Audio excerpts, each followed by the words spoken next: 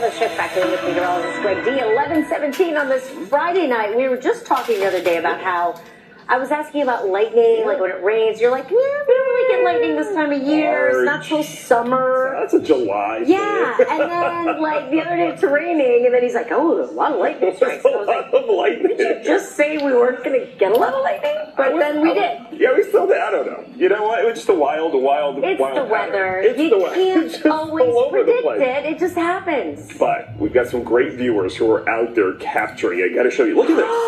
Oh my okay, God. see, that's worth it, right? So cool. So it's not from today. It's from the other day. That's so cool. This is from Christy Mandeville. She has a drone, and she goes out there in Indian Rocks, throws up the drone, and she's well beyond me. She went to Gemini and had AI write her an app that would help her make a lightning composite from her footage. Wow. So she's really, really amazing. Greg, that it almost doesn't look real. It looks like something out of the plains, right? Yeah. Like Texas, Oklahoma. No, this is the Bay Area.